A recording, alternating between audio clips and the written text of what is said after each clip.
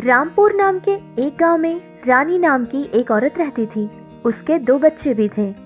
रानी का पति एक बेकरी में काम किया करता था और रानी एक किराने की दुकान में काम करती थी। पति पत्नी दोनों मिलकर बहुत मेहनत करते थे, उनके बच्चों का पोषण करते थे। ऐसे ही उनका जीवन गुजरता रहा। रानी एक बहुत ही अक्लमंद और बहुत ही सच्ची, ईमानदार लड़की थी, जिससे उसका मालिक रानी पर बहुत ज्यादा विश्वास करता था। रानी उस किराने की दुकान में पूरे 1 साल से काम कर रही थी, लेकिन उसका मालिक उसकी तनख्वाह नहीं बढ़ा रहा था, जिससे वो एक दिन अपने मालिक से कहने लगी, साहब। हाँ रानी, बोलो क्या बात है? वो साहब, बात ये थी कि मैंने यहाँ काम करना शुरू किए पूरे 1 साल हो गया है, आपने मेरी तनख्वाह नहीं बढ़ाई साहब। अरे रानी, तुम तो बाकी के नौकरों की तरह बातें करने लगी हो। मैं तुम पर कितना विश्वास करता हूँ, तुम पे कितना भरोसा करता हूँ, इसीलिए तो दुकान की सारी जिम्मेदारी तुम्हें दे देता हूँ। सारे के सारे गल्ले की चाबी मैं तुमको देकर जाता हूँ। मुझे बहुत अच्छे से पता है कि किसकी तनख्वाह कब बढ़ानी चाहिए। अगले साल तुम्हारी तनख्वाह बढ़ा दूंगा। अभी जाओ और काम देखो। अपने मालिक का ये जवाब सुनकर रानी ने कुछ नहीं कहा था। वो वहाँ से चुपचाप चली जाती है, लेकिन घर में उसके खर्च बढ़ रहे थे। बच्चे भी बड़े हो रहे थे। उनकी परवरिश के लिए रानी को कुछ ज्यादा पैसों की जरूरत थी। पति पत्नी के मिलकर कमाए हुए पैसे भी हर महीने खत्म हो जाते थे, लेकिन वो अपने बच्चों के लिए थोड़ा भी पैसा जमा नहीं कर पाते थे, जिससे रानी ने दूसरा काम ढूंढने की कोशिश की और उसको दूसरे किराने की शॉप में दूसरा काम भी मिल जाता है और उस दुकान में तनख्वाह भी ज्यादा मिलने वाली थी। ये बात रानी अपने मालिक से आकर बताती है कि अभी 1 महीना पूरे होने में सिर्फ 10 दिन बाकी है। वो उसकी तनख्वाह लेकर ये काम छोड़ना चाहती है।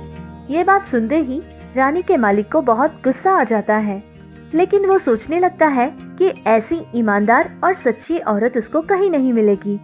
इसलिए रानी की तनख्वाह बढ़ाने के लिए वो मालिक तैयार हो जाता है, लेकिन इस बार रानी इस बात के लिए राजी नहीं होती है, क्योंकि उसने दूसरे किराने वाले मालिक से ये कहा था कि अगले महीने वो उसी की दुकान में काम करेगी।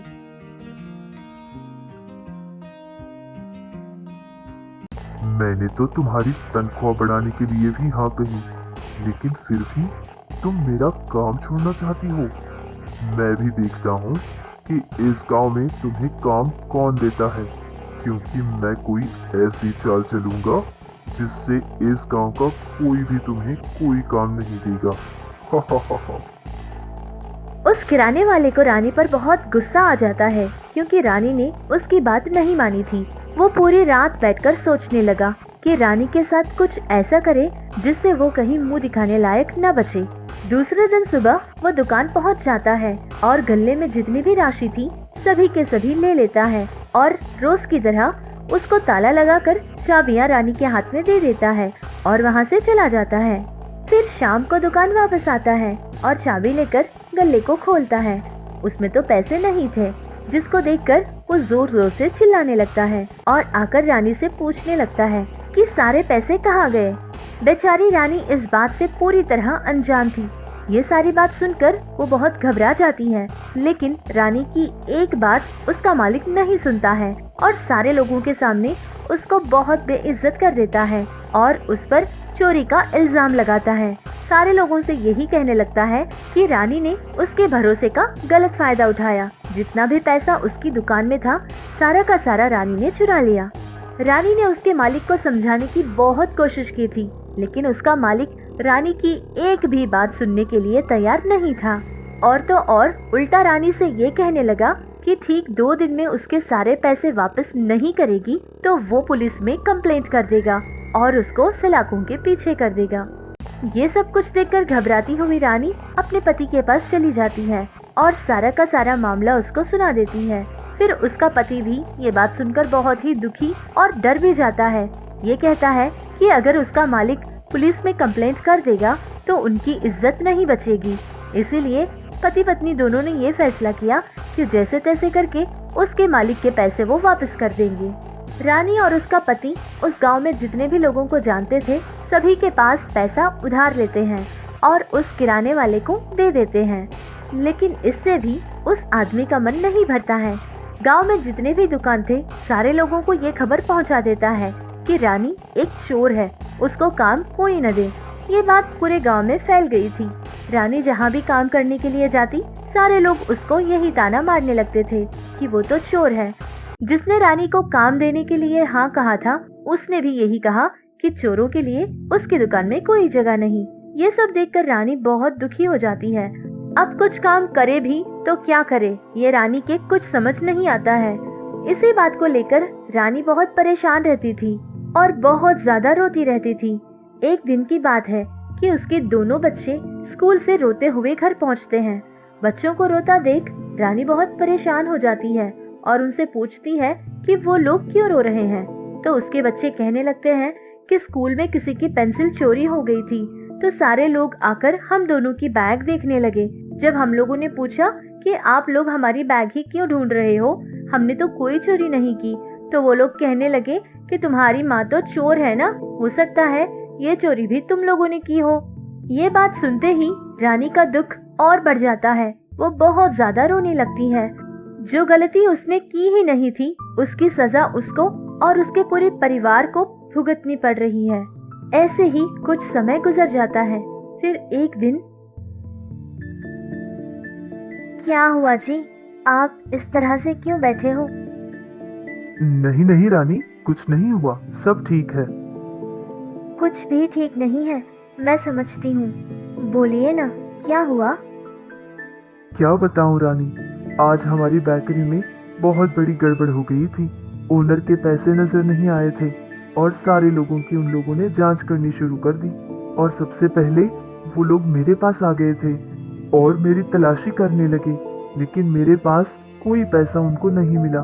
फिर इसके कुछ ही देर बाद हमारे मालिक की पत्नी वहां आ गई थी और कहने लगी मालिक ने सारा पैसा घर पर ही छोड़ दिया था और वो भूलकर यहाँ आ गए थे। और इतना सब कुछ होने के बाद वो मालिक मेरे पास आया और कहने लगा कि ये सब कुछ तो चलता ही रहता है, तुम जाओ और अपना काम देखो। लेकिन इतनी बेइज्जती मुझसे सही नहीं गई थी रानी, और मैंने तभी के तभी उस काम को छोड़ने का फैसला कर लिया और मैं वहां से आ गया। हे भगवान, ये क्या हो रहा है हमारे साथ? जो पाप, जो गुनाह हमने किया ही नहीं, उसकी इतनी बड़ी सजा हमारे परिवार को ही क्यों भुगतनी पड़ रही है? रानी, तुम बिल्कुल चिंता मत करो, भगवान हमारे साथ है। हम इस गांव को छोड़कर कहीं और चले जाएंगे और कोई काम करके जी लेंगे। नहीं नहीं, ये आप क्या कह रहे हैं? हम ये गांव छोड़कर कहीं नहीं जाएंगे। अगर हमने ये गांव छोड़ दिया तो हमारे ऊपर जो इल्जाम लगाया गया था वो सारे लोग सच मान बैठेंगे। हम ऐसा काम बिल्कुल नहीं करेंगे। ए जी, मैं तो कहती हूँ कि हम लोग खुद अपना कोई काम करना शुरू करेंगे। हाँ रानी, जो तुम कह रही हो वो तो ठीक है, लेकिन किसी भी काम को करने के लिए हमारे पास पैसा भी तो होना चाहिए ना, जो कि हमारे पास अभी नहीं है। हाँ हाँ, मैं जानती हूँ। मैं मेरे माँ के पास जाऊंगी और कुछ पैसा उनसे उधार लूंगी और उनसे कह दूंगी कि धीरे धीरे उनका पैसा लौटा दूंगी। रानी अपने माँ के पास चली जाती है और अपनी माँ से कुछ पैसे लेकर घर पहुँचती है। अब पति पत्नी दोनों मिलकर सोचने लगे। उनको कुछ समझ नहीं आ रहा था कि वो कौन सा काम शुरू करें, क्योंकि वो थोड़ा परेशान थे। अपने बलबूते से कोई काम पहली बार शुरू करने वाले थे। उनको कुछ समझ नहीं आ रहा था कि शुरुआत कौन से काम से करें। फिर पति पत्नी दोनों मिलकर गांव का सैर करते हैं, ये देखने के लिए कि छोटे छोटे काम कौन कौन सी जगहों पर किए जाते हैं। फिर घर वापस आकर पति पत्नी पेन और पेपर लेकर बैठ जाते हैं और जो आसान काम उनको समझ आता था उसको पेपर पर लिख लिया करते थे, जैसे कि नाश्ते की दुकान, चाय की दुकान, कपड़े आयरन करने वाले की दुकान या फिर नारियल बेचने का काम। इस तरह जो भी उनको छोटे छोटे काम समझ आते थे वो सारे के सारे पेपर पर लिख लिया करते थे। दोनों पति पत्नी ने आखिर में ये फैसला लिया कि वो दोनों भज्जे बनाने का काम करेंगे। ठीक एक हफ्ते बाद दोनों पति पत्नी मिलकर भज्जे बनाने का काम शुरू करते हैं। गांव में उनके सिवा बहुत सारे भज्जे बेचने वाले भी रहते थे, जिससे उनका काम बहुत ज्यादा तो नहीं, लेकिन उनका काम चल रहा था। वो लोग खुशी खुशी अपना काम करते थे। उनके कमाए पैसों में उनके घर का पोषण तो हो जाया करता था। ऐसे ही कुछ समय बीत जाता है। फिर पति पत्नी दोनों सोचने लगे कि अगर काम ऐसा ही चलता रहेगा तो उनके बच्चों का भविष्य क्या होगा। उनके लिए तो वो एक भी रुपया जमा नहीं कर पा रहे हैं। यही सोचकर आपस में कुछ बातें करने लगे कि अब उनका काम कैसा बढ़ाना चाहिए। इतने में उनकी बेटी आ जाती है और उनको एक बहुत ही बढ़िया वाला आइडिया भी दे देती है। और वो आइडिया ये था कि भज्जे तो बनाते हैं, लेकिन अगर फ्रूट्स के भज्जे बनाएंगे तो लोग बहुत पसंद से खाएंगे। ये बात सुनते ही पति पत्नी दोनों बहुत खुश हो जाते हैं और दूसरे ही दिन से फ्रूट्स के भज्जे बनाना शुरू करते हैं। अलग अलग वैरायटीज के भज्जे वो बनाने लगते थे, जैसे कि एप्पल के भज्जे, बनानास भज्जे, स्ट्रॉबेरी भज्जे, ऑरेंज भज्जे, टमाटो भज्जे, ग्रेप्स भज्जे। इस तरह जितने भी फल मिलते थे सारे फलों के भज्जे बनाने लगते थे। गांव के लोगों को भी ये बहुत ही अजीब और नया सा लगने लगा, जिससे सारे लोग आकर उन्हीं से ये फलों के भज्जे खरीदने लगते थे। उनका स्वाद भी गांव के सारे लोगों को बहुत ज्यादा पसंद आता था। रानी और उसके पति का काम देखकर बाकी भज्जे बेचने वालों ने भी उनकी तरह फलों की भज्जे बनाने के लिए कोशिश तो की थी, लेकिन किसी के भी भज्जों में ऐसा स्वाद नहीं था जो कि रानी बनाया करती थी।